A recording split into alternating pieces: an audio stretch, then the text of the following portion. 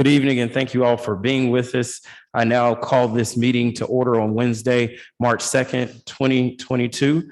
We will now have our invocation by Minister Sean Royal of Greater Works Ministries.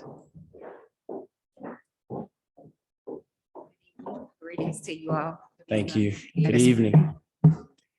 Lord, we thank you for continuously watching over our city. And Father, we invoke your presence and wisdom at this meeting. We thank you for our mayor, our commissioners, our attorney, our manager, and our clerk as they administrate and govern the affairs of this city. Father, we ask that your wisdom lead them to make sound decisions that will cause Brunswick to be the premier model of city government, establishing unity in communities, academic excellence in our schools, and strengthen peace in our families and sustainable economic growth.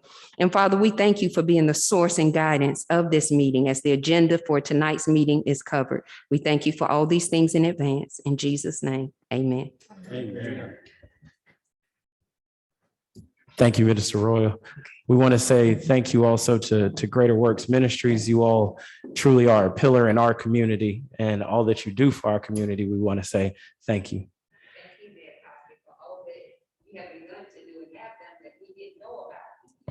Amen. Yes, ma'am. Thank you. We will now have our Pledge of Allegiance. If we'll all stand, please.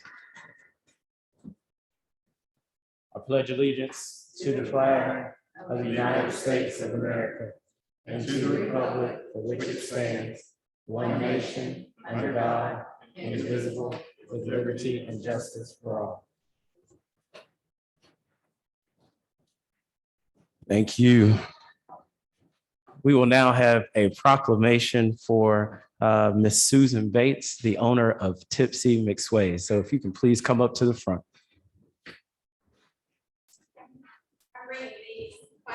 Yes, yes.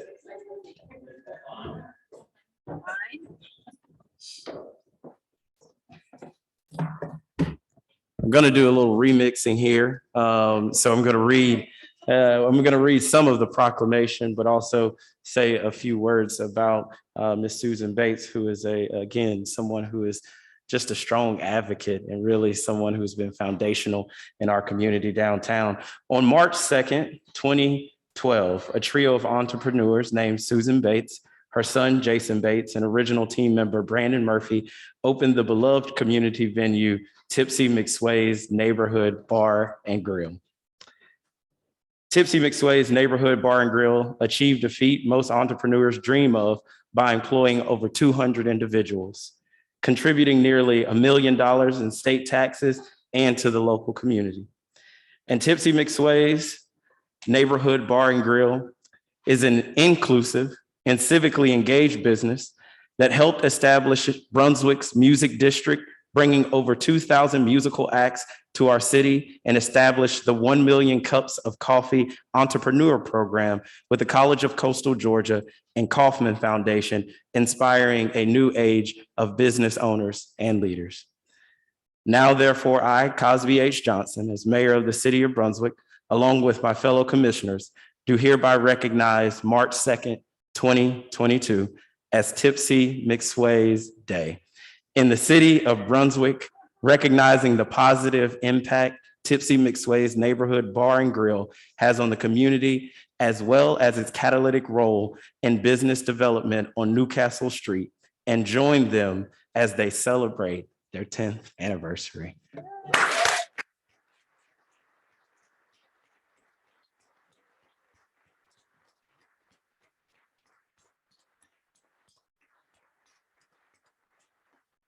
I want to say these few words as we truly say thank you, because it's one thing to invest dollars, and I think sometimes we have a lot of people who see Brunswick growing and want to invest those dollars, and you did it before it was cool. But not only did you do it before it was cool, you also invested your spirit, you invested your time in our community, and you invested your soul with other people. And that helped them grow into better citizens, not only for our city, but not only for our state, but for our entire nation. And for that, we owe a debt of gratitude, not only for your business, but for your impact on the people of our city. So we say thank you.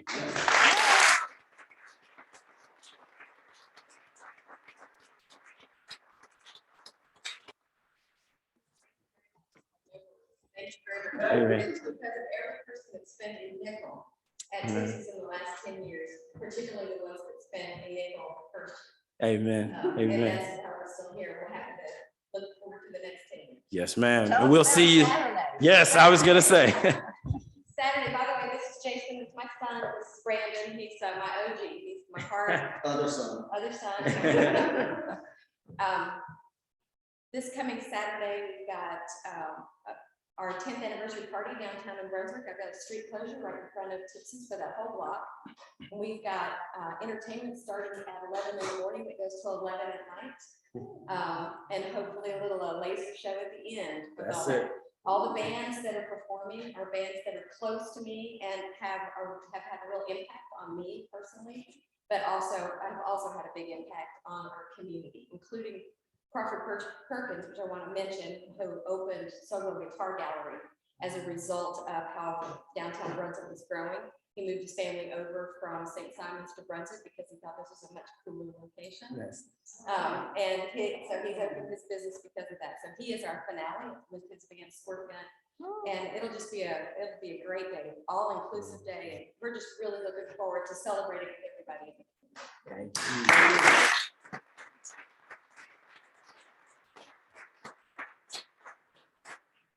I'd like to say thank you to Susan for the role that she has played in Porch Fest also.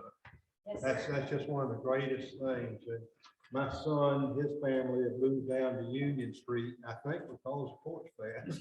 I really do. They moved, yeah, they moved from Lexington Place out in the county and are so happy on Union Street and enjoy the things that are going on down there. Thank you, Susan. Well, thank you. I know Thank y'all for your support. mighty I instrumental. need to tell people how supportive this commission is for getting businesses up and started in Brunswick. And Matthew, and just how important that what has been to me for 10 years. All of y'all do such a great job of trying to make us get over the hurdles that we face. I appreciate it. Thank you. Thank you. Thank you. We gotta go. You did it. Thank you for the good food also. Before we move on to public hearings, I also wanted to open it for any amendments or alteration to the agenda. Actually, I have an addendum to the meeting tonight that item number 9 be deferred until the April 6th commission meeting, which is the application for Country Boy Cooking on the revolving loan fund application. Hearing a motion, do I hear a second? Second. Hearing a first and a second, all those in favor to the addendum, please show by the usual sign of aye. Aye. All those opposed? Hearing none, the item is deferred. Thank you. And now we will move forward into public hearings, consideration of approval of alcohol beverage license. We will now hear from Mr. Baloo on JP's Wine and Spirits. Yes, sir. Good evening, Commissioner, Mayor. Tonight I do have new ownership of JP's Wine and Spirits located at 3304 Glen Avenue. The full review has been done for the new owner, Winton McNair, and nothing was found to prevent him from obtaining an alcohol license. And it is requesting for a retail sale of beer, wine, and distilled spirits. And I present this for your consideration. And he is here tonight for any questions. Hearing that, we'll open it up for questions. Mr. McNair, do you have previous experience Yep. in? Sorry.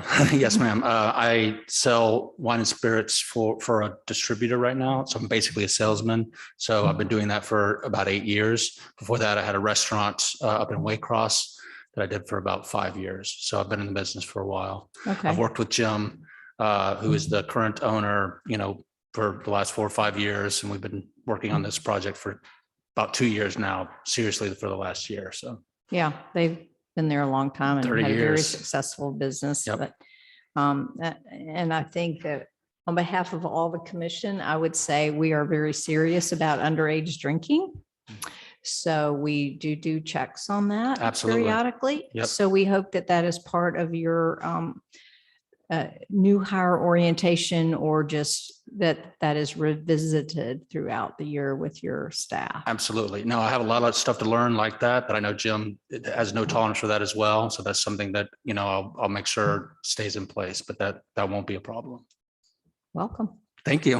What is Mr. Gibson going to do? He's not going to retire. I know that.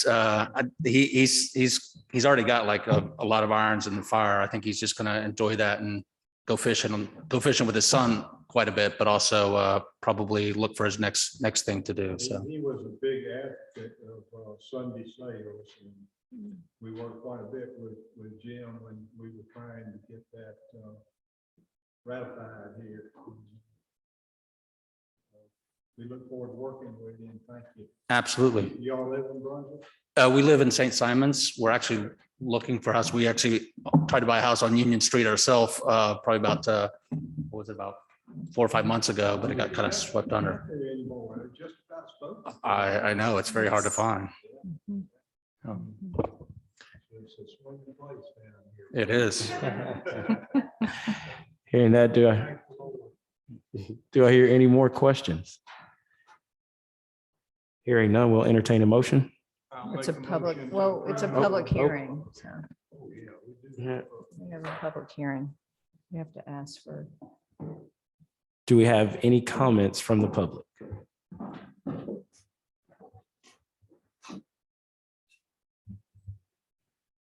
Hearing none, we'll entertain a motion. I'll make the motion for the new owner of JP's Wine and Spirits, Mr. Winton McNair, to get his license to continue operating JP.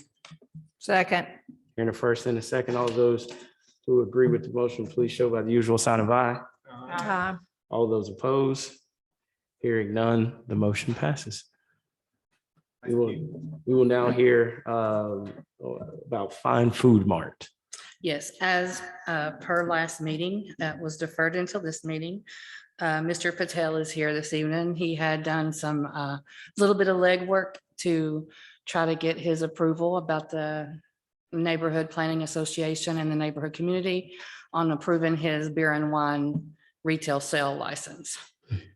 I did present, the documentation that he had presented, and he is here tonight. I can bring him up for additional questions. Please. Mr. Patel? Good evening, Mr. Good Patel. evening, everyone. Good evening, good evening.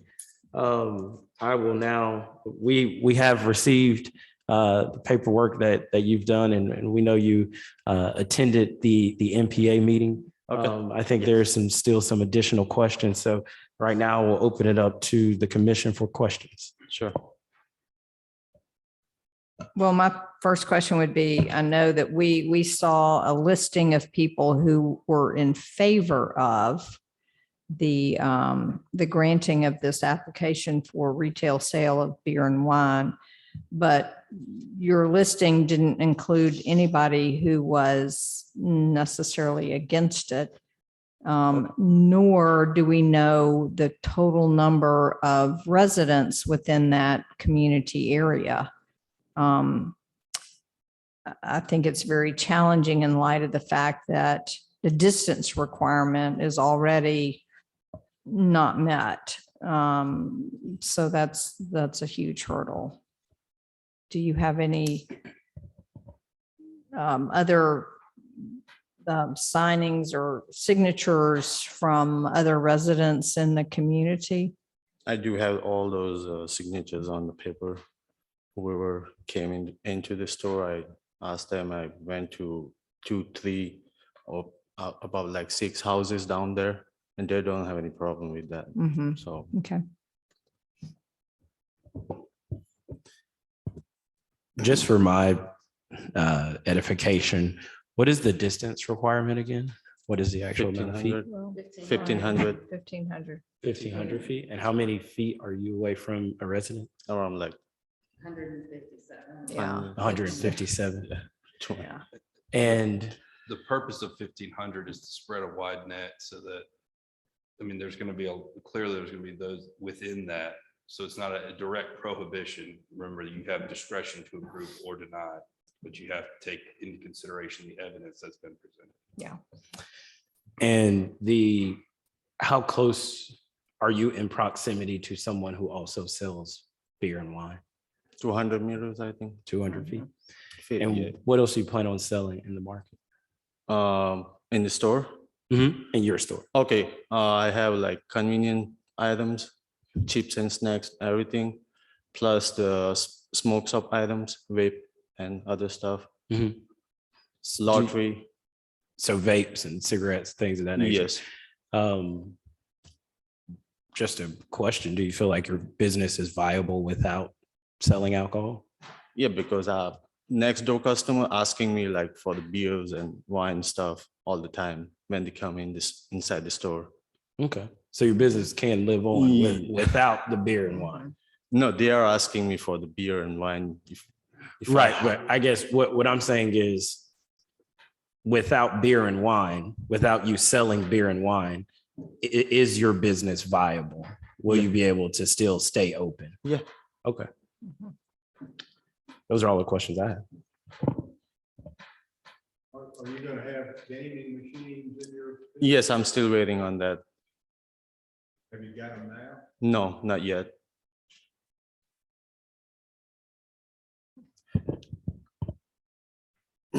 Do we have any more questions from the commission?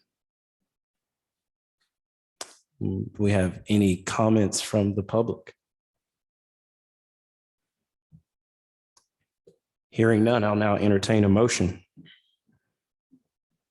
I'll make a motion that we deny the application primarily because of distance requirements. I would hope you understand the position that we're in. That's If fine. we open those water gates, the floodwaters will come in. So I know that I attended the NPA meeting where it was discussed. Okay. And while there may be some people that would be in favor, I feel like the overwhelming majority were not in favor because alcohol is available literally across the street. So I make a motion to deny the application for Fine Food Mart for retail sale of beer and wine. We have a first. Do I hear a second? I'll second that, Commissioner Martin, under the same reasonings, as well as additional, a reason being that the proximity of this location to Goodyear Park as well, not just the houses being about 150 feet from that location, but also the activity that's going to be spurred from that park and stuff. And so the potential of hazard to the community is evident. Appreciate that, Mayor Pro Tem Harris. Here in a first and a second. All those who in favor of the motion show by the usual sign of aye. Aye. All those opposed? Hearing none, the motion is denied. Thank you, Mr. Patel. You guys have a good evening. We appreciate you. We will now move on, and this is the first time, so I want to walk carefully through a consent agenda to make sure I'm doing this correctly. It would seem that items 3 and 4 are under consent agenda items, which I think means we can pass them as a package. That is, Well, that is correct. Okay. And if they needed to be bifurcated out for more questions, I'm happy to do that. Correct. I think as a commission, we always like to ask questions and have those applications presented. I'll go ahead and make a motion to approve the regular scheduled meeting minutes from the February 16th meeting. Second. Here in a first and a second, all those in favor of the motion show by the usual sign of aye. Aye. All those opposed? Hearing none, we do have approval of the February 16, 2022 regular scheduled minutes. And now we will move on to item 4, which is consider approval of resolution number 2022-02, new enterprise zone on Gloucester Street. and we will hear from Director Hill. Good evening, Mayor and Commissioners.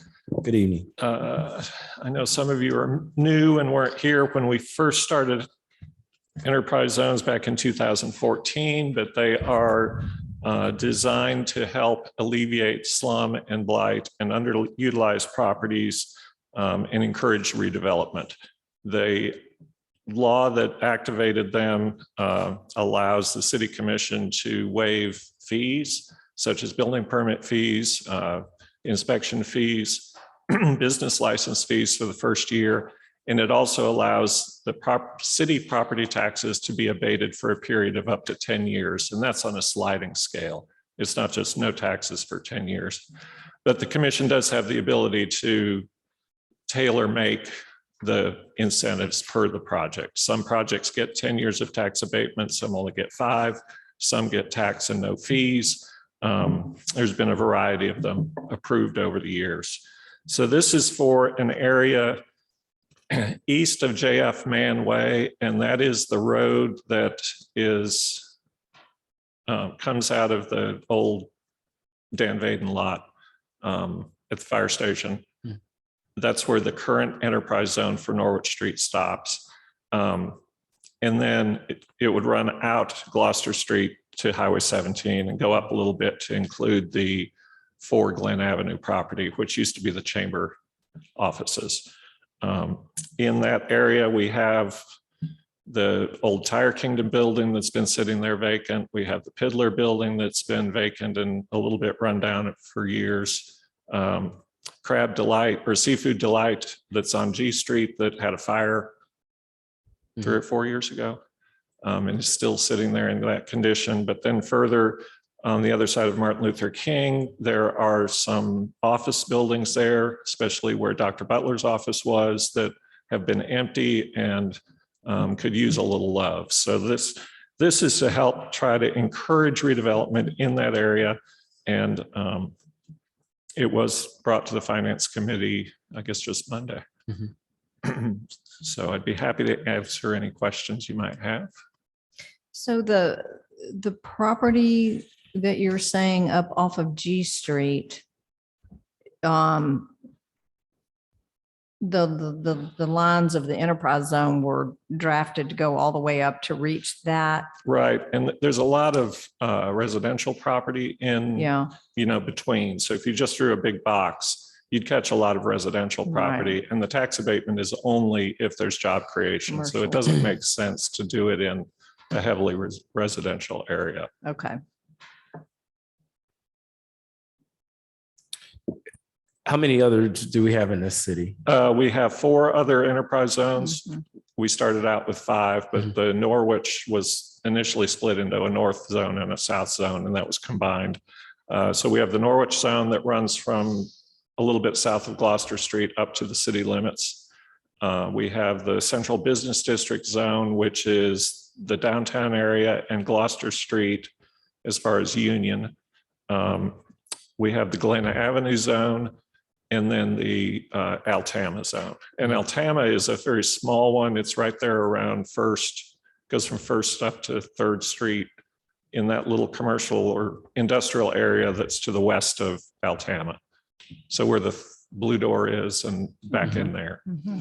Is the growth that we see in your central district, I think that captures the major downtown area, did many of those businesses that we see use the enterprise zone that was set up? We have seen projects such as the Crest Building and the Leotis Building have used them.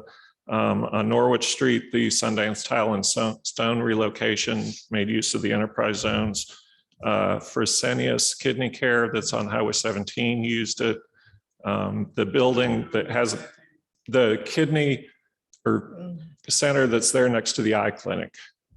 So Didn't the eye clinic as well? I thought the Retina Institute did as well. did the Retina Institute? They may Retina. have. Yeah, retina. That's outside of my zone of. Right. So some of them may slip by. And then recently there was 9 Glen Avenue, Dr. Disk's old office that is being a new construction project there. So we've had them in pretty much all of the zones except the Altama one. Okay. The shirt the old Brunswick manufacturing. There was an application for that, but that project did not go to fruition. They went out to the industrial park. Okay. So they are being utilized well to help Yes. spur and grow business. Mhm. I couldn't agree. I want to, Fill station. Oh, on Gloucester Street? Yes. Wasn't that part of it? No, that was a stabilization. Sorry. The bakery the bakery on Okay. Union Street, they used it. that's You good. asking about the across the street from the fire station? Yes. She didn't do it. No, she used the stabilization Mhm. That's right. money, but not the enterprise zone. What's the status of that? She has a punch list that she's trying to get her contractor to finish up, and then she'll be able to get her CO.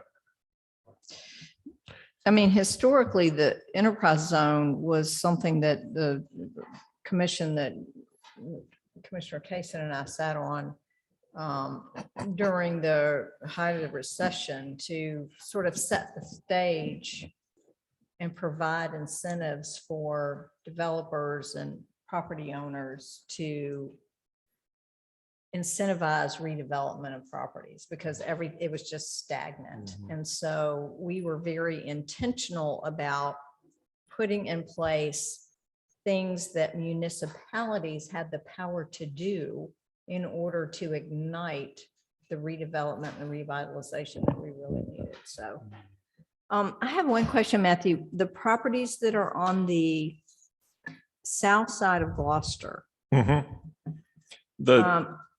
Oh, go are ahead. those all zoned commercial or? You'll see that the line runs along behind the commercial properties and then it jogs up and To the runs along the street. front of the street Yeah. or along the street so that the residential properties along the south side of Gloucester are not So included. everything, what you're saying, if I understand you correctly, everything that is within the red line is already zoned commercial to some degree, whether it's highway commercial, limited commercial, whatever it might be. Mhm. Okay.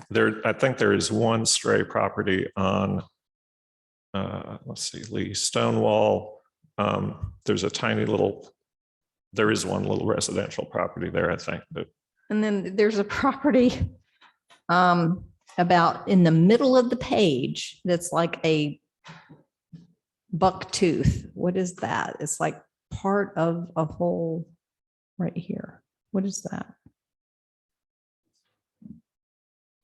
yeah, that's her piece on the right is the juvenile court and board of elections. Ah, is county okay. Government owned, and then Okay. on the other side is That makes sense. joint water and sewer, which is Okay, government thank owned. you. Thank you. Thank you. I would- Is that deal closed? The joint water sewer? The Juvenile court moving over?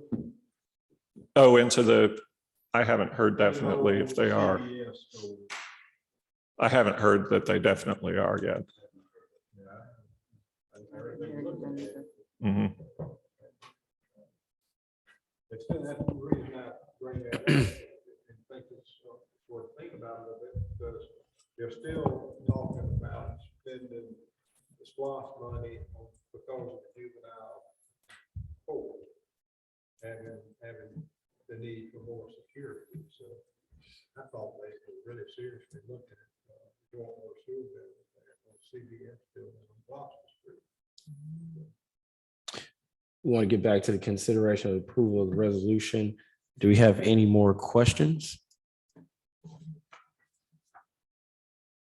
Hearing none, we'll entertain a motion. I'll make a motion to approve resolution number 2022-02, new enterprise zone on Gloucester Street. Hearing a first, do we have a second? Second. Hearing a first and a second. All of those in favor of the motion show by the usual sign of aye. All those opposed? Hearing none, the motion passes. All right. Thank you so Thank much, you. Director Hill. Before we enter into items of consideration, I want to extend a point of order to Commissioner Kaysen, who has an extremely important topic he would like to bring to our attention. You know, I just want to bring forward a little history and a little experience that I might be one of the only ones here tonight with share this experience due to age. we've got a serious thing happening in that's the dictatorship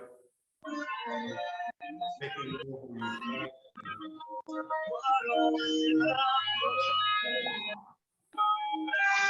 Excuse me, someone who is online, you are not on mute. So if everyone online could please mute your screens.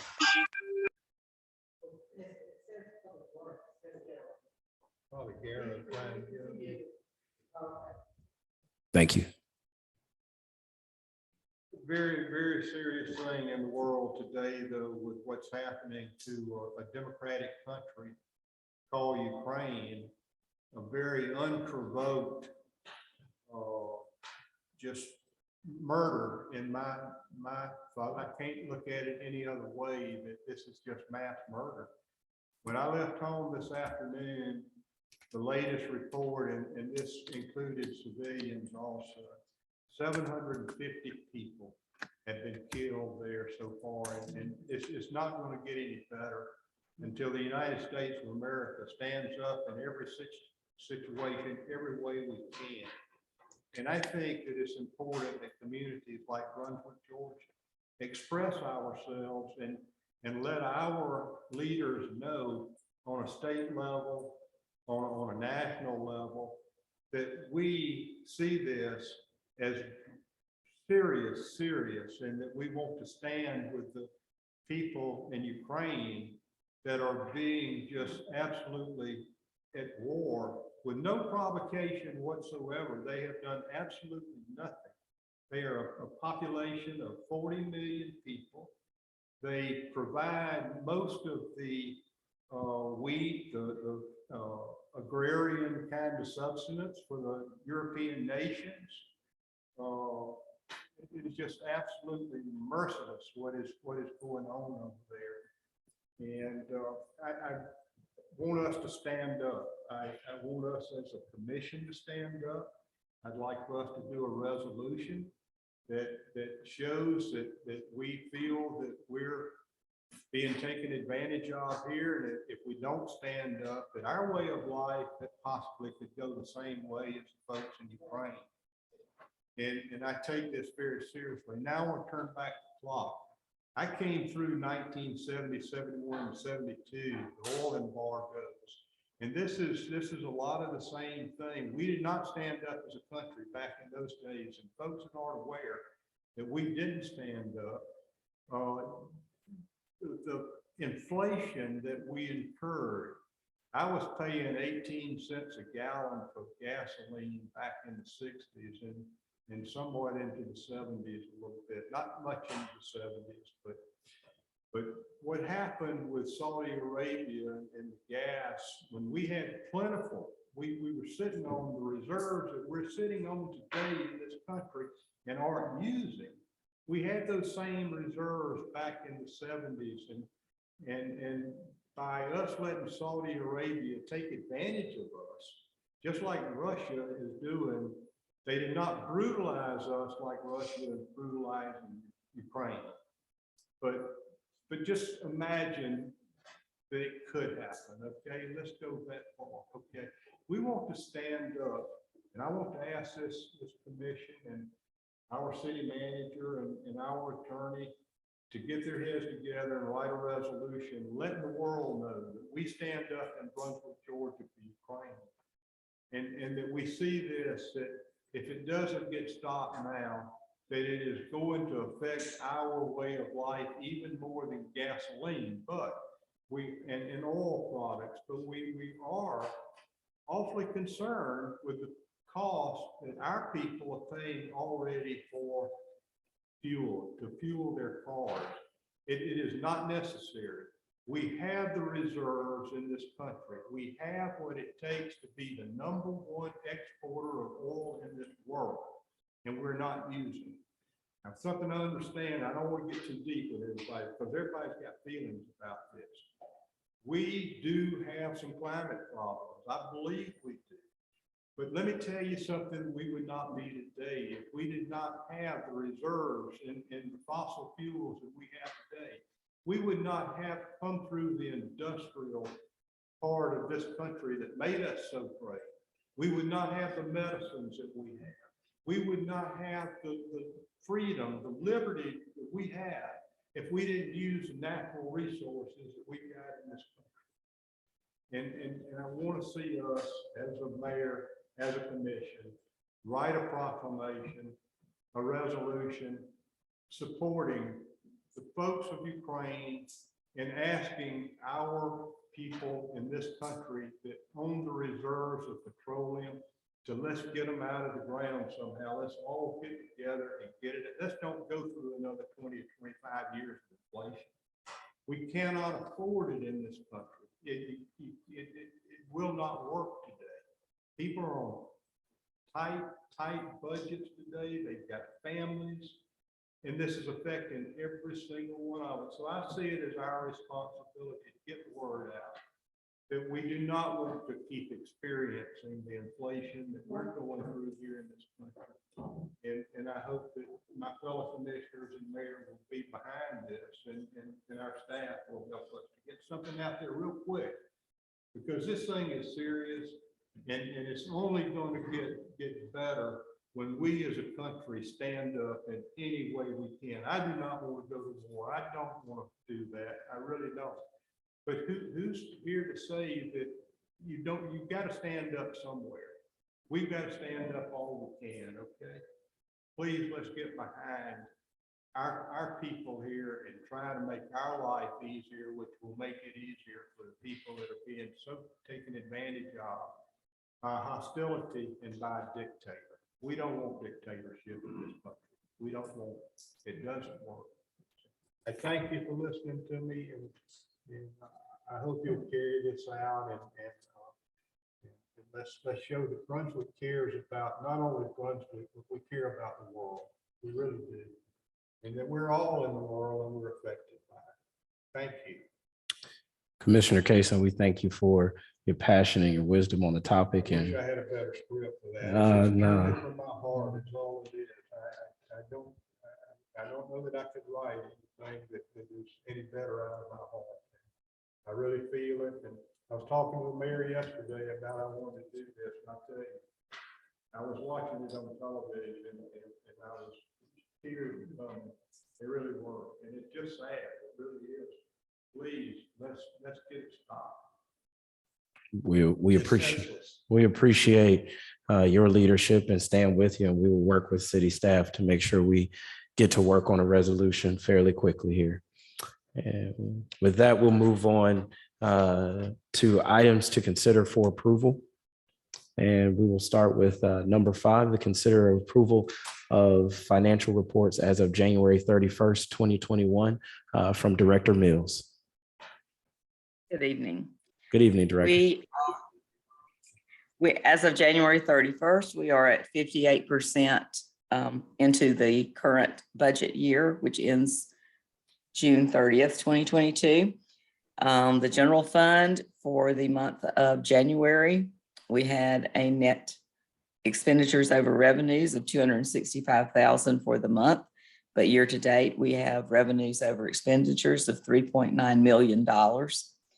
We have cash at Prime South of $8,623,000. Lost for the month of January 2022 as compared to January 21 increased by $127,000, which is 20.82% for the month. Year to date, we are up $602,000, or a total percentage of 13.78%. Title ad valorem tax was up $2,600 for the month of January over the same period last year, 9.27%. Year to date, title ad valorem tax is up $13,000 or 6.22%. Next page, you have SPLOST 6, which is pretty much the same as it has been, so I won't go over it in great detail. But that middle column, you can see how much we have expended as the city as of January 31st, which is approximately $12 million. We are just collecting a little bit of income still from SPLOST 6 from adjustments to sales taxes that were filed during that period. We are also still collecting, obviously, interest on those funds. We have approximately $4 million in SPOS 6 at this time. We have 208,000 that's not been allocated over to specific areas. That SPOS fund has earned $238,000 since its inception. The next page, you have SPOS 5. And once again, this is just a memo to remind us that we have $1,360,000 in that fund, which has been reallocated for the purchase of a fire department ladder truck. The Norwich Street Commons Fund, we have a total cash on hand of $336,000 as of January 31st. There have been no expenditures out of that fund during this fiscal year. And the only money that's come in on that fund this year is for interest income on that $336,000. Roosevelt Harris Multipurpose Center, we have had total inflows of 202,000, outflows 211,000, which gives us a negative net number of 8,000. But we do have a cash on hand balance of $1,800 in that fund. The main thing to note there, I think, is the amount that's been transferred over from the general fund for these first 7 months of the year is $65,000. That is 43% of what we had budgeted. So far we are under budget and having to subsidize the Roosevelt Harris Fund. So that is good. The ARPA fund, there were no changes in it during this month of January. We have $4,597,000 on hand in that account as of January 31st. The next page, we have the sanitation fund. You'll see total revenue year to date, $1.8 million, total expenses, $882,000, which gives us operating income of $933,000, which is on hand to pay the cost of sanitation for the rest of this calendar year, basically. We have cash at Prime South, $628,000. There's still $194,000 in that fund that has been restricted for the T Street landfill. Trash pickup for the month, $126,000. The year to date's $892,000. It runs, the amount we pay Republic for trash pickup runs approximately $127,000 a month. Refuse, illegal cleanups, $45,000 year to date. Street sweeping, approximately $30,000 year to date. The Stormwater Utility Fund has had total collections of $920,000 roughly. Expenditures of $620,000 for a net of $299,000. The cash balance in the Stormwater Utility Fund as of January 31st is approximately $659,000. There were no expenditures for the month nor year to date for animal control expenses, traffic control expenses, or for the recreation department facilities that are managed by the county. On the last page, you have the Roosevelt Lawrence Center, which has total expenditures for the month of $7,532, year to date $75,000. And as you'll note, the majority of the expenditures for the Roosevelt Lawrence Center are for employee and employee expenses and benefits. If you have any questions, I'll be glad to try to answer those. Any questions? Hearing none, I'll entertain a motion. I'll make a motion that we approve the financial report as presented. Hearing a first and a second, all those in agreement show by the usual sign of aye. Aye. All those opposed, hearing none, the motion passes. Moving on to number 6, consider approval of proposal from Pond and Company for design of the intersection improvements at US Highway 17, Gloucester Street and Lanier Boulevard. Director Albertson. Hey, good afternoon. Can you hear me all right? Good evening, Director. Hey, yes, sir.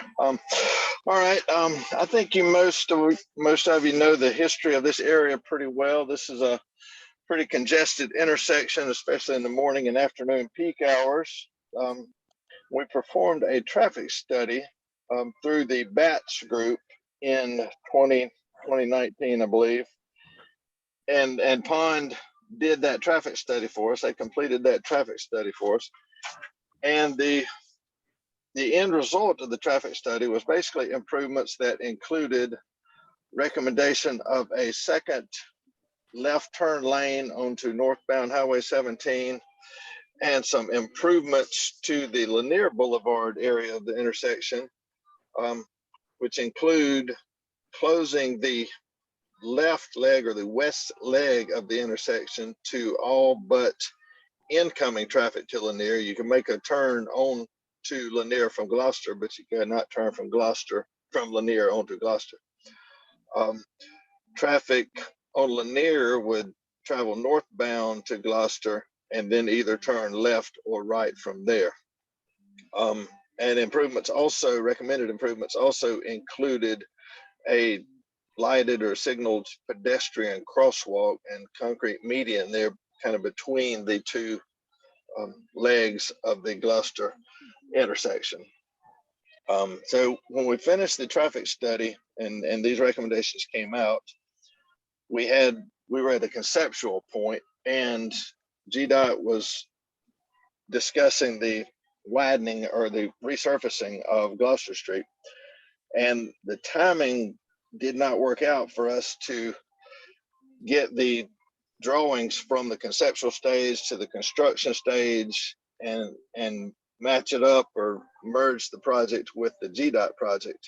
GDOT's now saying that they're going to resurface Gloucester in the middle of this month. So, hopefully that will come through. They're also planning they've accelerated their schedule to resurface Highway 17. From what we're understanding, that project will be let in June of this year. So that probably puts construction of that 17 project anywhere from early fall of this year into the early part of next year. So it would be ideal. We'd like to be able to get this project moved from the conceptual stage where we're at right now through the design stage and have construction detail or construction plans ready to go and be able to get this project completed ahead of the Highway 17 widening, especially get the widening of the two lanes turning from Gloucester onto northbound 17 completed before GDOT comes through with the widening of Highway 17. The improvements at Lanier Boulevard can be completed after the fact, after Gloucester is widened. There's nothing there that would require any redos or undoing anything that GDOT might do to implement those improvements on Gloucester. There will be some work on Lanier to widen it a little bit to accommodate a second turn lane there for the northbound traffic, but that could be done as well after the Gloucester project. So this proposal it's from Pond, who would just continue. They did the traffic study, as we mentioned, so they would continue through the design phase. This would move all the way through the design phase. We would have construction plans, signal design, and everything ready to go and build this project ahead of the GDOT project to widen or resurface Highway 17. This project would be funded through remaining funds in SPLOST 6 street paving or roadway funds. We're finishing up the Magnolia Park project, or it's well underway, and that's the last committed funds. It looks like we're going to have about $280,000 remaining when that project is completed, and that will be sufficient to complete this design of this intersection here. So that's it, and I'll be glad to answer questions. Gura, why was there not an opportunity in the first go round with the consultants to revise these plans? Why did we have to enter into a second agreement to tweak the plans again? If I understand your question right, the first part of the project, the traffic study, which was done through the BATS group, they only funds conceptual or planning level documents.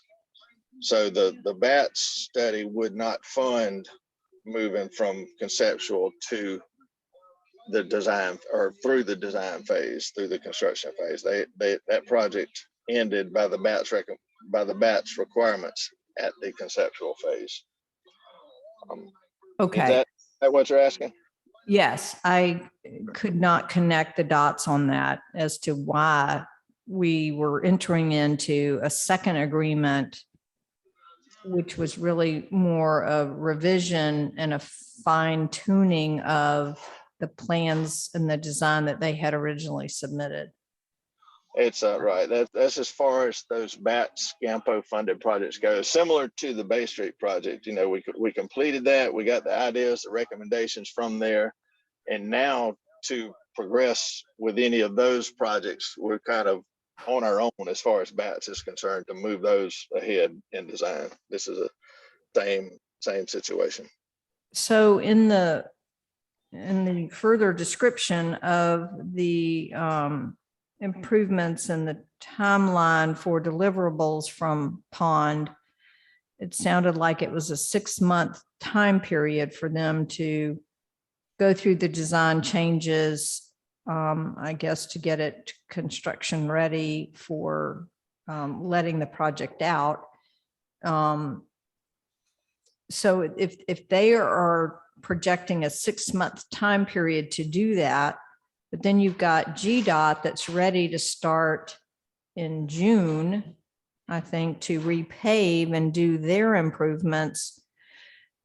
How is all of that going to dovetail together and work in concert to happen seamlessly? Well, GDOT is going to let the project or bid the project out in June. That's their current schedule. So that will just be contractor selection. At that point, the timeline of the project will be dependent on the contractor that they choose. They could go ahead and start the paving.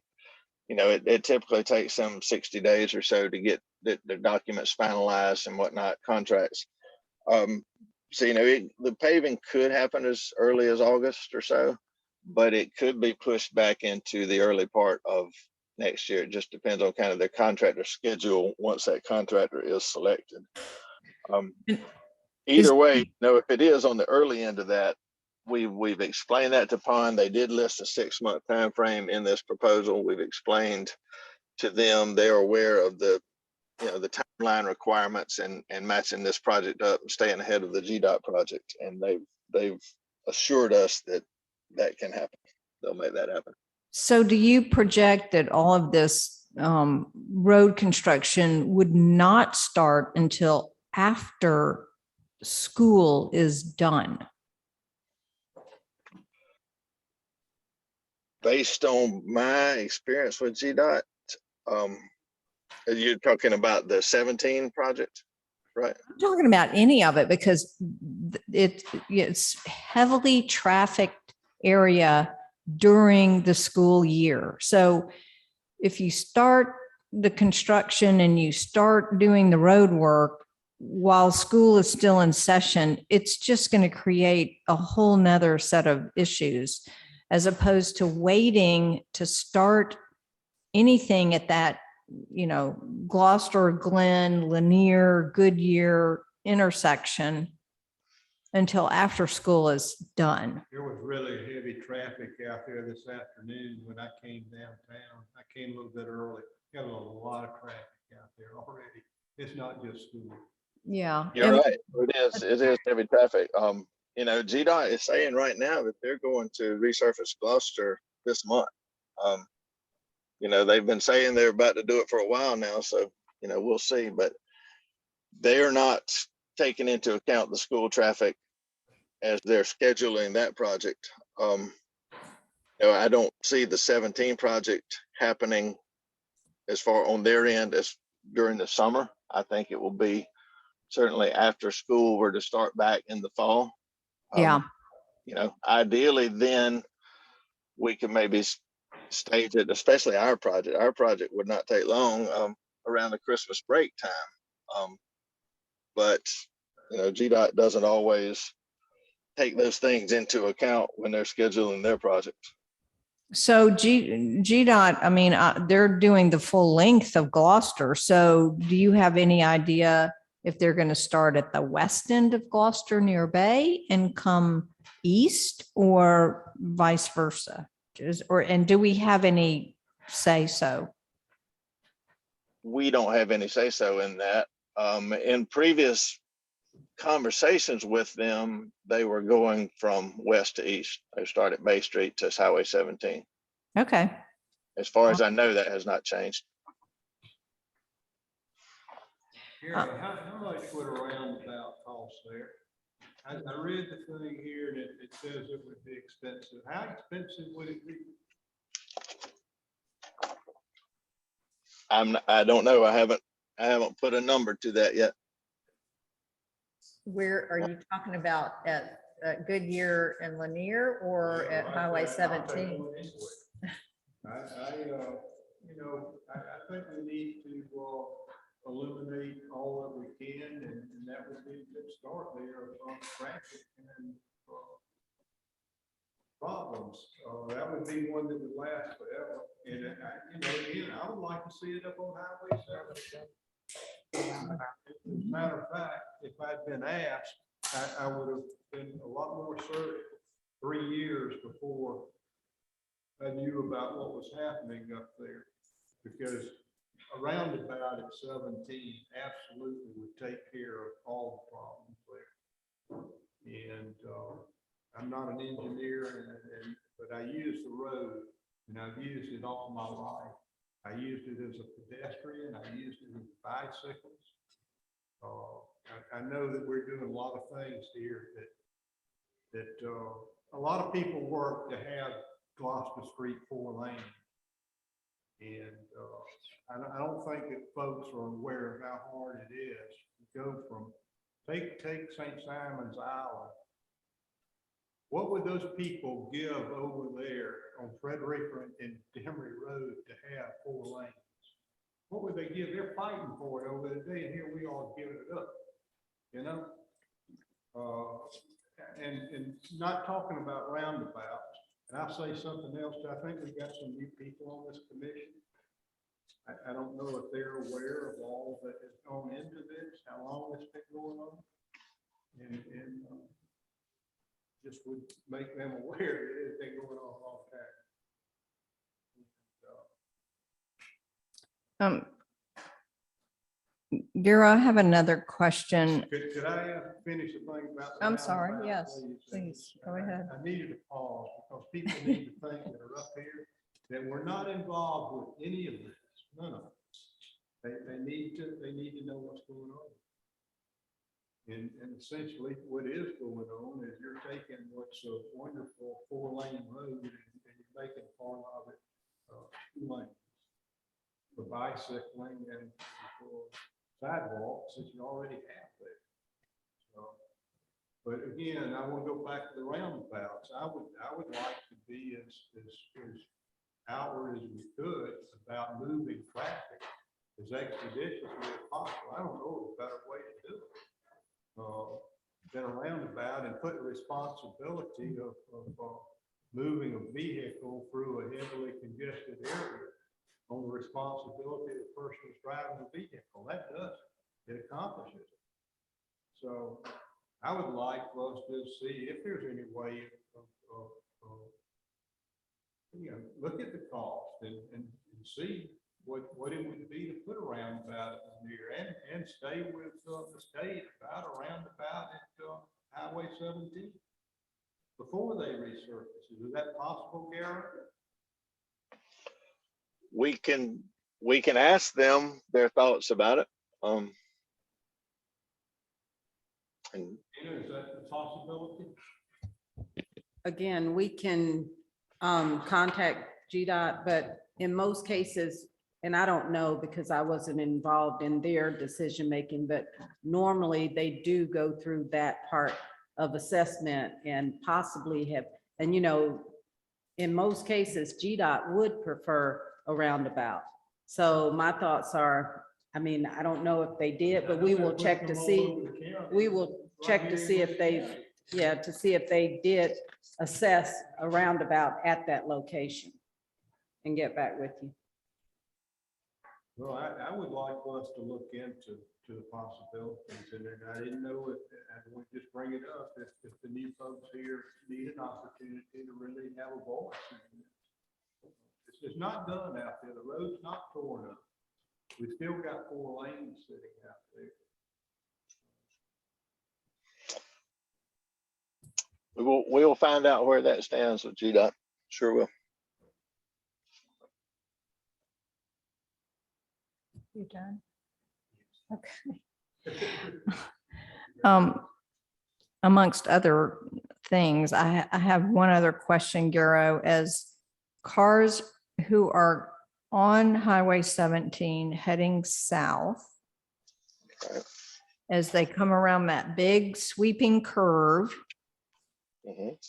onto Gloucester heading west, they have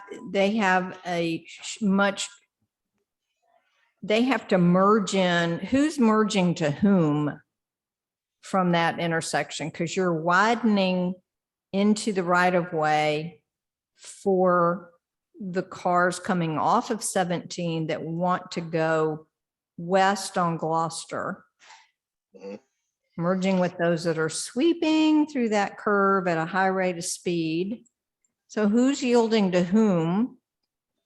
And then they don't go much farther up the road then they've got to yield again and snuggle into one lane.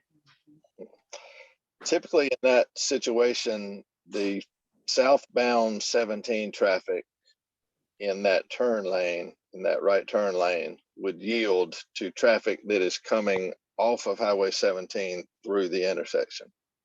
So the through vehicles from the intersection from northbound 17 would have the right of way. Oh, that's a change of habit. That's a big change of habit for people. It would be. Yes, right now there's a free flowing lane there. So they would, it would be a different arrangement. You're right.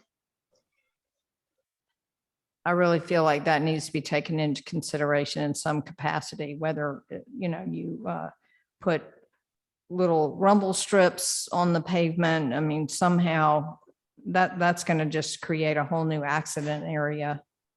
Just because people are so used to coming, south on 17 driving at least 45 to 50 miles an hour, and then not expecting to have to merge and yield to a smaller number of cars coming in, because the cars coming in can only come in when they have a signal light that allows them in. That's right. A left turn signal from 17. That's right. Other than the times that they have that left turn signal, it still would essentially function as a free flowing lane. So it would seem like the slower traffic and less frequent traffic should yield to the faster moving, more frequent traffic.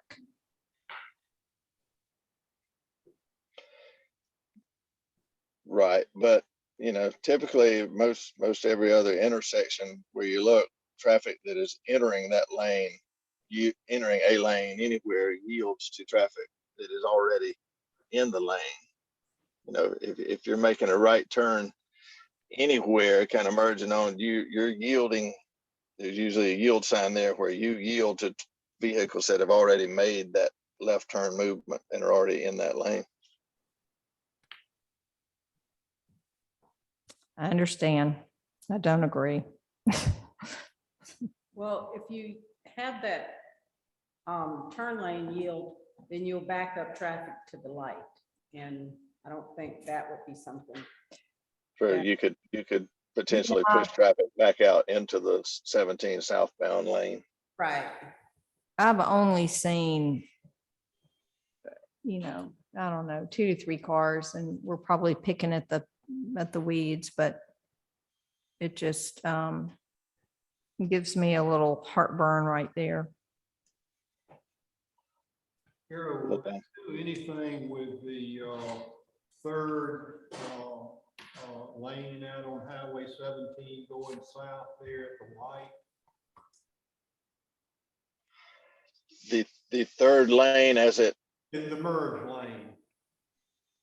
as you go through the light southbound? Right. No, so this wouldn't have any effect on that either way. Needs to be addressed while this stuff's being done too. I know it's not part of this, but that is a bad accident just waiting to happen out there.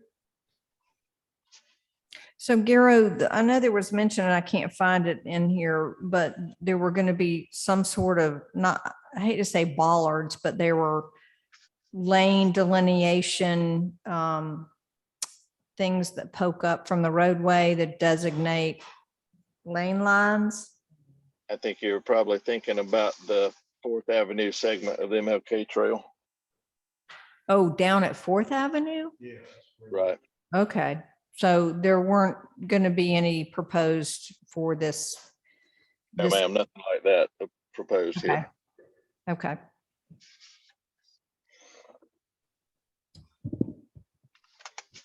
Director, one of the questions that I have is, can you talk to me about the timeline? If, it sounds when you initially introduced it, you talked about the time, wanting to get the timeline out in front of DOT. What happens to that timeline if we kind of don't hit that date, and what does it look like going forward? I think if for some reason we did not make that date and GDOT were to go ahead and resurface Highway 17 before we were able to get this in, I think the project could still be completed. It just would not, it'd probably be a little more paving on our end, included in our project to make all the grades and elevations match up. And you would see a patch there. It would look like part of it was paved after the fact, which that's not the end of the world. But if we're able to get ahead of the GDOT or match up with GDOT, then, we get our work in, they come in and resurface the entire thing, and it all looks brand new altogether. So, so to answer your question, it's not the end of the world if we don't stay ahead in front of them. The project can still happen. But the other concern is just having so much construction with the Gloucester Street and with the 17, and then a break, and then stopping traffic again. So, we wanted to try and have just continuity of the project so that, while they're working, we're working, and then the public can be free of construction in that area. Right. The other question that I have is, I know a few times we've had things come before us, and if there is a delay in time, there is a change in price point or price build out. Could that happen with this project? As far as this design contract, Pond is willing to, this proposal was written in June, but they're willing to honor the fee that they gave us. Ms. McDuffie and I, they came down and we negotiated this fee with them. And so they're willing to honor that fee. As far as construction, those costs are going up every day. I was just talking with some contractors today about some paving and that kind of stuff, and they're going up, day by day. So it's hard to say what prices will be at, down the road. Right. Director, the next question I have, it seems to me from what I'm hearing that there's a little pause, whether with, just the plan as a whole or different options of different traffic patterns. How long naturally does it take for you to, come up with other options, if you will? You mean, say a roundabout, if, is that what you're asking? I'm not sure I understand your question. Yep. If we wanted to look at the option of a roundabout, how long does it take for you to go through the process of seeing what that option looks like? It would probably be pretty lengthy. GDOT could probably maybe say within a few months that, okay, we'd be willing to entertain a roundabout there, but I think they would probably go ahead with the resurfacing of the two streets as they have planned. And then they'd tell us that we were on our own. We wanted to install a roundabout. Based on the conversations we had with them on the 4th Avenue or the Bay Street side, I don't think that roundabouts in these areas are on their radar right now. So those improvements would be on us. But go Is ahead. the traffic study that we see, this is just monitoring current traffic, right? It's not a model of what is to come. So it's not like a model of once we change this traffic pattern, here's what we're forecasting. The traffic study was what live traffic was then. There were some forecast volumes included in the traffic study. I included the traffic study in this package, but there were definitely some forecast volumes in there. So okay, I can get you a copy of that. Yeah, no, I got it in front of me. I just okay. See those. Those are all of the questions that I have, Director. Okay. Carol, are we thinking about the apartments that are going to go there across from the baseball fields with all this stuff? Are we planning for all the traffic that is going to go there? They were aware of that potential development as the traffic study was completed. Yes, sir. That's going to be a big complex. Huge. It is. And they have accounted for that in the volumes, projected volumes.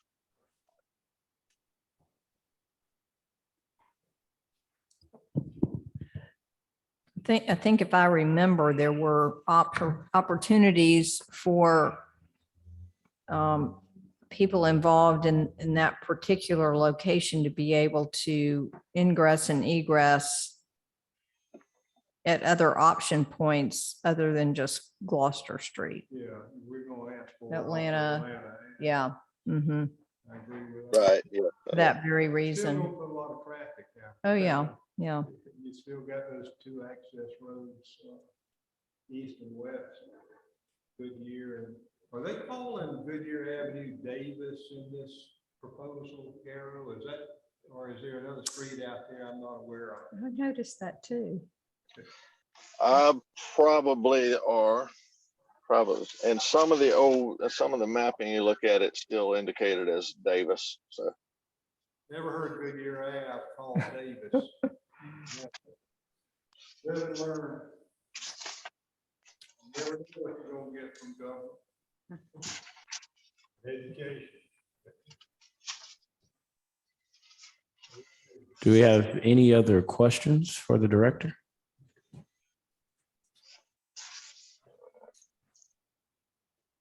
Hearing none, I'll entertain a motion.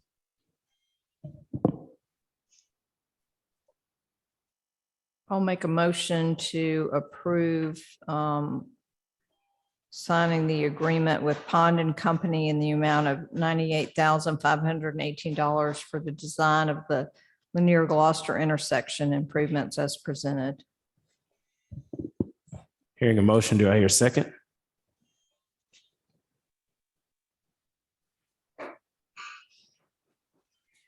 Second. Hearing a first and a second. All those in favor of the motion show by the usual sign of aye. Aye. All those opposed.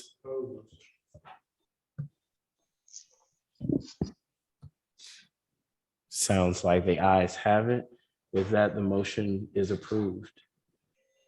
We'll move on to item number 7. Consider approval to purchase a Chevrolet Silverado 3500 truck with a dump body from Allen J. Fleet.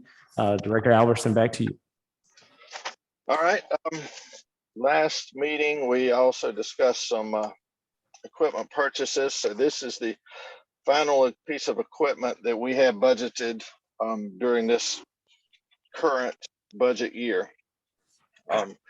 This is, we call it a small dump truck, but it's essentially a heavy duty pickup truck with a dump body. We currently have one of those. It's about 25, 30 years old. And it's in pretty bad shape, rusted out bed, significant oil leaks or whatnot.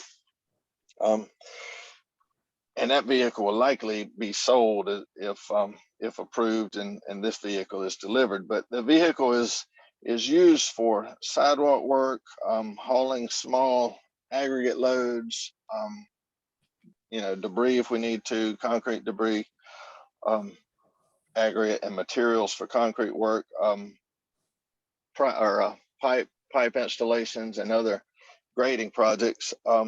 We also use it in the cemeteries a good bit for, opening and closing graves. Because of its size, it's convenient to move in and out of some tight quarters, some of the cemetery streets and some of the smaller alleyways where we work that a larger dump truck or larger equipment cannot navigate as easily. This is intended as a Chevrolet 3500 truck with a dump body with the 18-inch sides and a tarp. This price includes a 3-year, 36,000-mile overall warranty and a 5-year, 60,000-mile on the engine, drivetrain, those kind of things. The vehicle also, because it's much newer, includes a whole lot of safety features that are not present on our current vehicle, such as backup cameras, backup alarms, airbags, those kind of things that we feel are certainly important in protecting our crew as well as protecting any public that may be around the crew. This pricing we received through the state contract pricing this time. I know Mr. Kaysen mentioned the state contract pricing last time. We looked at the state contract pricing this time because it's so difficult right now in purchasing vehicles and getting these dealers and these vendors to even be willing to give us pricing on those. If we put these things out to bid, a lot of times we're not getting a lot of response on those. It's definitely difficult to get these pricing from these vendors. So we took a look at the state contract pricing where, everything's already been bid out and everything. So it's already competitively priced. And this vehicle is, like you said, from Allen J. Fleet Sales at a cost of $56,693. And it is budgeted in our current stormwater utility budget. So that's all I have. If you have questions. We'll now open it for questions. Where is Allen J. Fleet Sales located? I believe they are up south of Atlanta, if I'm not mistaken. You won't have to carry this truck back to have it serviced there, right? You can get it serviced here. Oh, yes, sir. Yes, sir. Definitely have it serviced locally.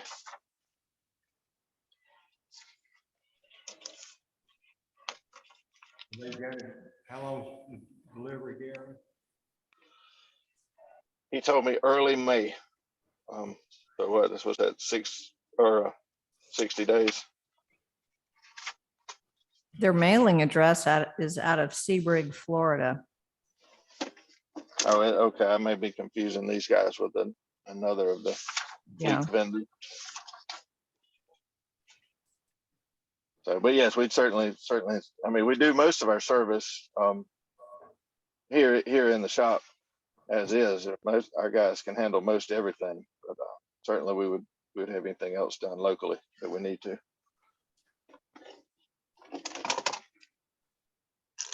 Why do you think we only got one bid? Well, this comes from the state contract pricing.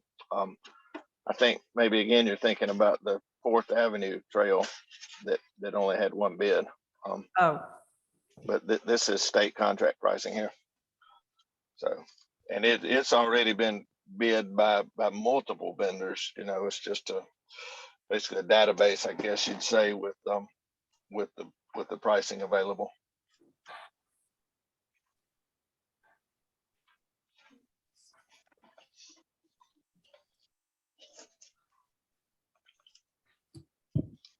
Any other questions? Hearing none, I'll entertain a motion. I'll make a motion to approve the purchase of a Silverado truck in the amount of $56,693 from Allen J. Fleet Sales. Hearing the first, do I have a second? second. All those in favor show by the usual sign of aye. Uh, All those opposed? Hearing none, the motion passes. We will now move to item 8, consider approval of a contract amendment with Swindle Construction for construction of the 4th Avenue segment of the Martin Luther King Jr. Boulevard multi-use trail. Director?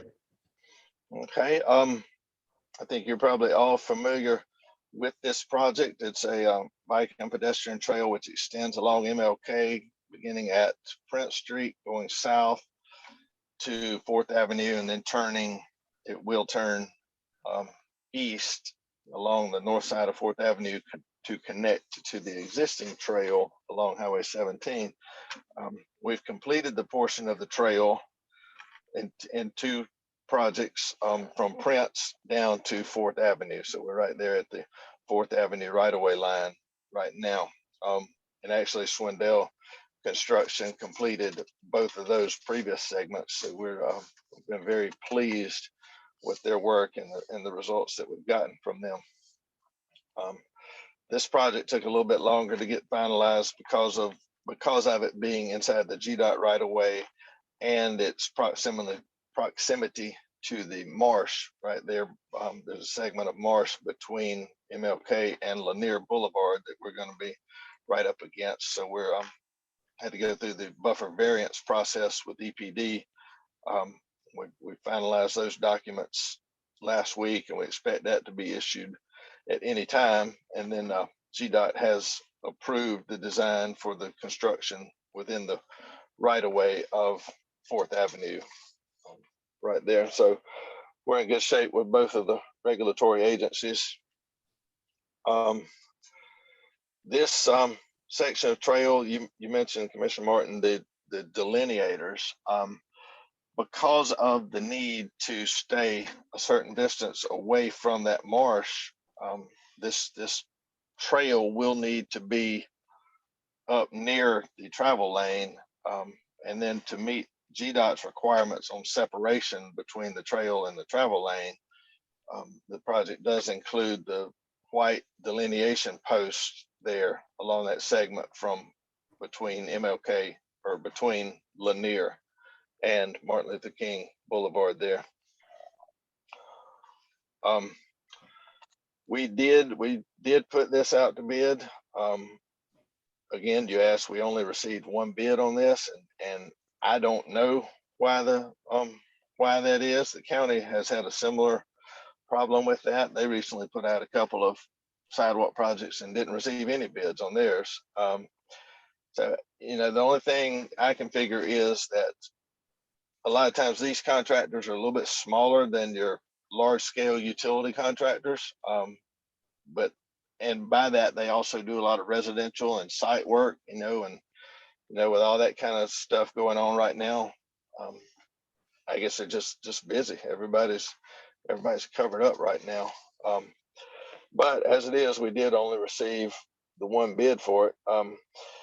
But in that case, we go back to our cost estimate. We always prepare a cost estimate during the design phase of the project. And comparing this bid to our cost estimate, the bid does come in under the cost estimate. We estimated the cost at right at $200,000. So this comes in under that. So we do feel like it is a competitive bid, and you know, we're getting the work done at a fair price. Is there any grant funding? We had the Rec Trails grant as this project began, but we've used that up during the first two phases of it. So no, ma'am, this remaining phase will come all out of our pocket, out of SPLOST 6 Trails money. And are there any plans? I'm very much in favor of the multi-use trail, and it's great to have it. But if you don't have the amenities that go along with it, you've underserved the public that wants to use the trails, such as a place to sit and rest, a bench, a piece of shade, water bottle refill stations that are, you know, occasionally available along the trail, because we do have a very hot summer. So has any of that been planned, whether or not it can be done at the same time? You know, is it being planned for so that it can be implemented at a later date even? Yes, definitely. Some of the planting you mentioned, we're looking at some planting along there, especially along the MLK portion. I think that's an area that's included as part of the Forward Brunswick Liberty plantings of trees. We've got some other plantings there. I know, I think KGIB is looking at some grants there for some vegetation and plantings in that area. So we're certainly looking at that. We have looked at some benches and some seating areas, possibly trying to create little plazas along the way. And also, I know Tim Nelson has worked with the track club, who donated funds for a couple of bottle refill stations at Howard Coffin Park, and those have been successful, and they are interested in donating for some others, which would likely go along somewhere along this trail as well. So yes, ma'am, we are looking at those kind of amenities to add. Okay, well, I would like to make sure that they are part of the design. However, they're interspersed and at whatever distance makes sense, but you know, it's part and parcel if you're going to have a trail to be able to offer those amenities along a trail. Right, certainly.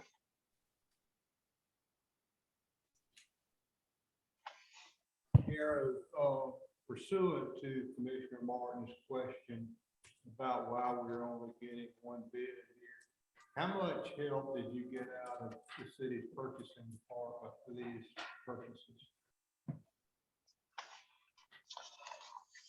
Typically, I work with her for publishing these RFPs or these bid advertisements.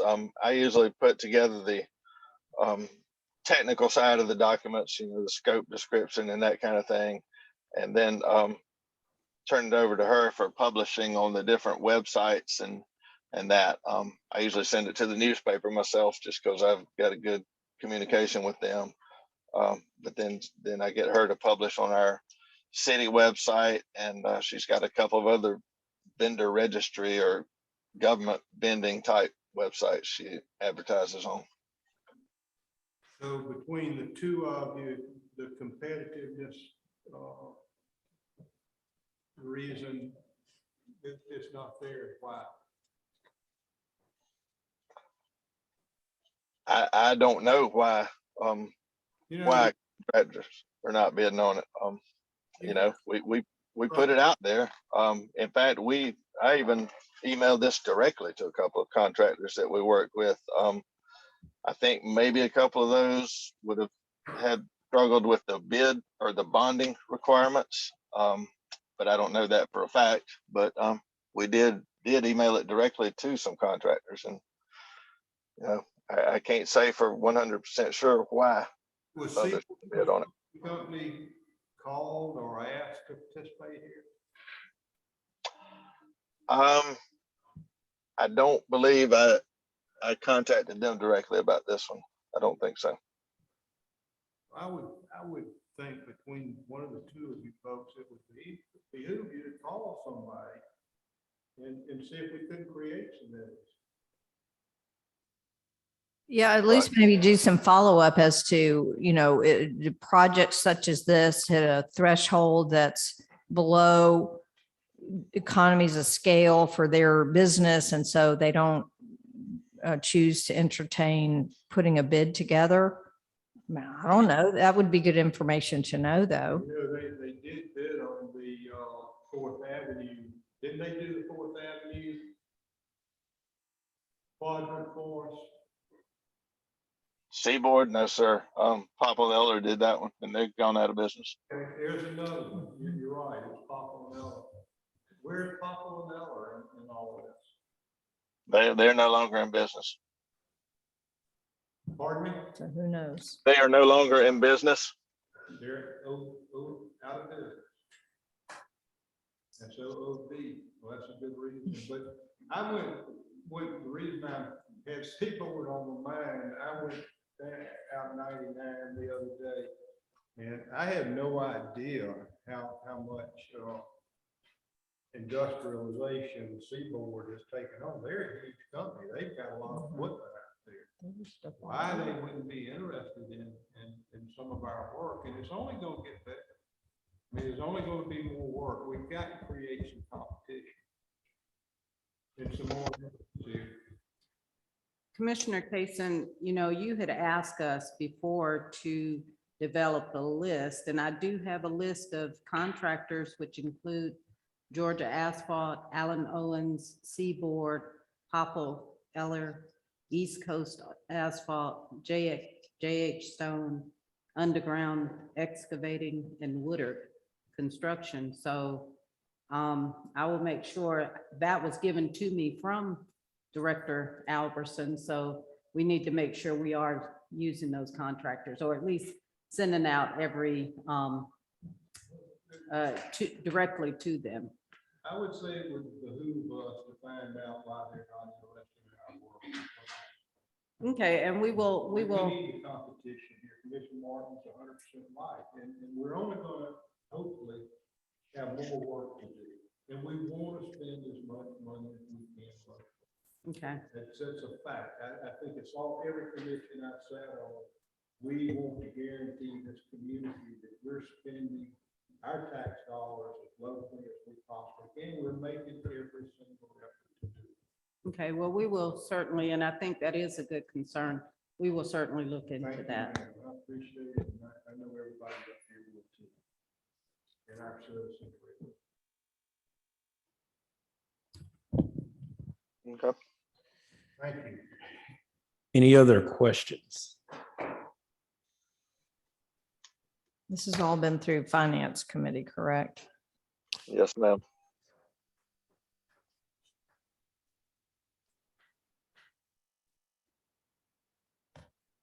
Hearing no other questions, I'll entertain a motion.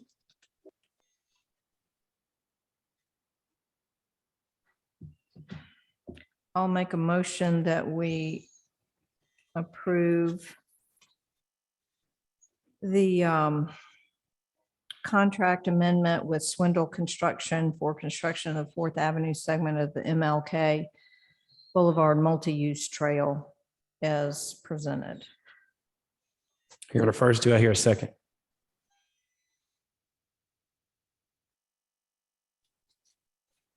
Second. Here on that first in a second, all those in favor show by the usual sign of aye. Aye. All those opposed? Hearing none, the motion passes. We will now move on to item 10. Consider approval of revisions to the Back to Business Brunswick program. Director Hill. Thank you, Director Albertson. Thank you.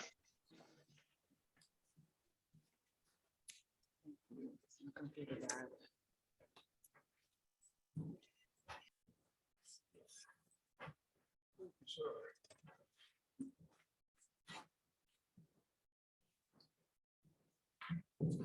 right, good evening again.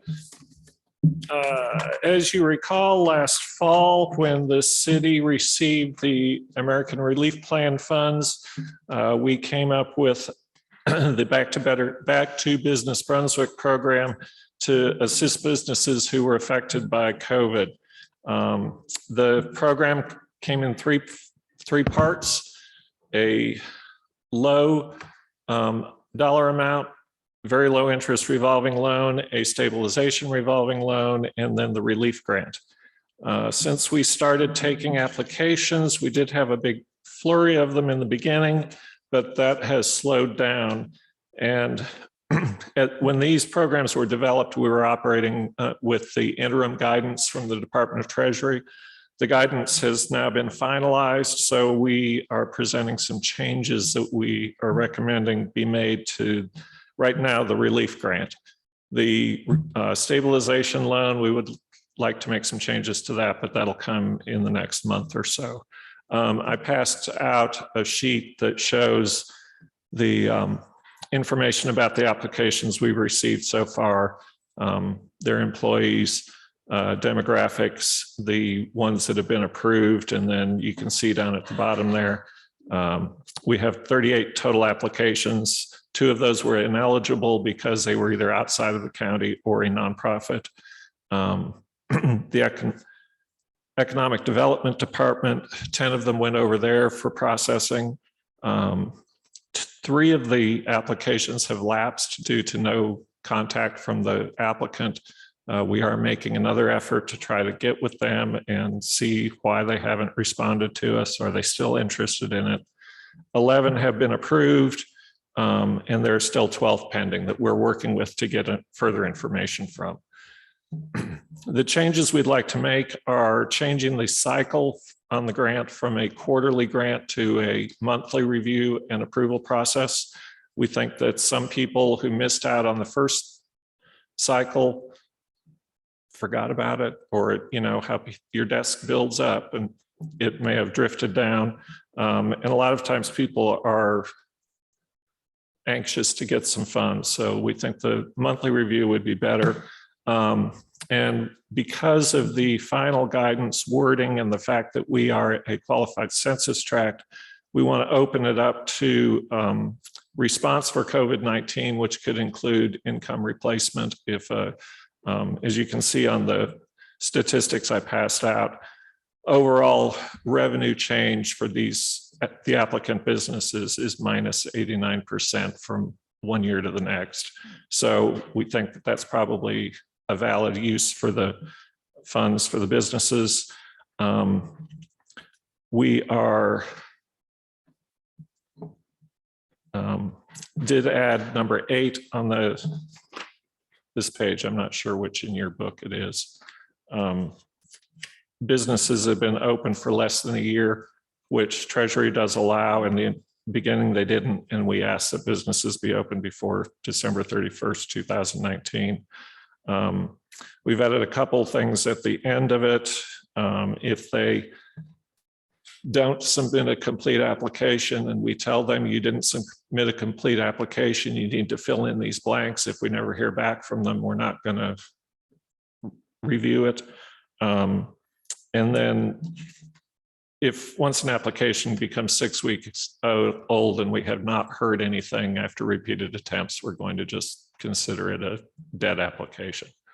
The other thing we'd like to do is separate out the workforce development portion of the grant. We found it was a little confusing to applicants having the workforce development lumped in with the business relief grant. So those are the changes. The Downtown Development Authority reviewed the changes and recommended adoption of them. And again, just as a reminder, these funds have to be spent by 2024, and otherwise what you don't spend gets returned to Treasury. So we'd like to use these funds and help the businesses now and then move along. Are we on track to be able to do that based on the number of applications? At the rate they've slowed down, probably not. That some of these funds would be returned or reallocated into some other program. That's why we're also looking at the stabilization loan. The city of Augusta just came out with their program, and we're looking at theirs to see how it works. They're attacking specific dilapidated or vacant properties in their downtown area. So it with has their to be programs. commercial properties. though. Yes. Yeah, yeah. Yes. Commissioner Martin, rest assured, we will not turn any money back over to the treasury. Yes. Right. We will continually evaluate the use of the funds and move them as needed to other projects. Thank you. And I think we all knew that these programs would probably change over time, as you know, especially once the final guidance came out. But we do want our businesses to take advantage of it. So do you feel as though, and I'm going to ask this as a broad question, that we're effectively reaching out to people in the community that this could really affect? We have attempted various marketing ways. It's on the city website, very prominently on the homepage. We have sent out emails to all of our businesses. We have gone to businesses with little flyers, and we'll continue to do that. We did send, when we made awards to Central Hardware and Country Boy Cooking, we took photos and we sent those to the Islander and they did publish them. I know Commissioner Kaysen said he saw it. We do send pictures to all of the news outlets. Sometimes they put them in, sometimes they don't, but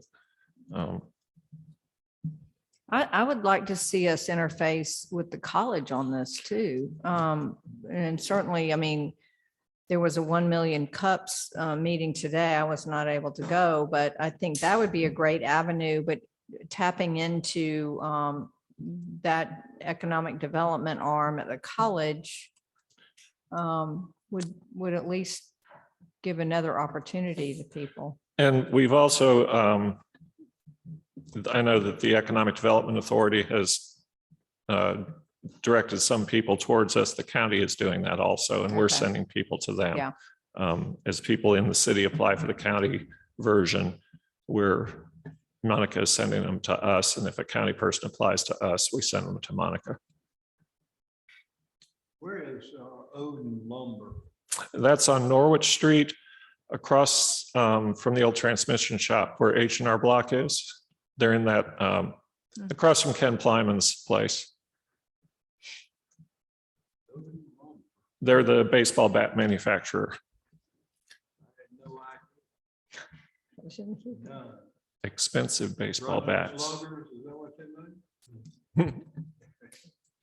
I didn't know that. Yep. Who do they make them for? Professional ball players. Wow.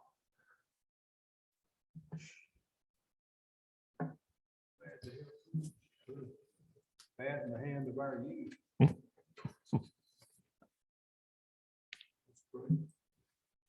Any additional questions?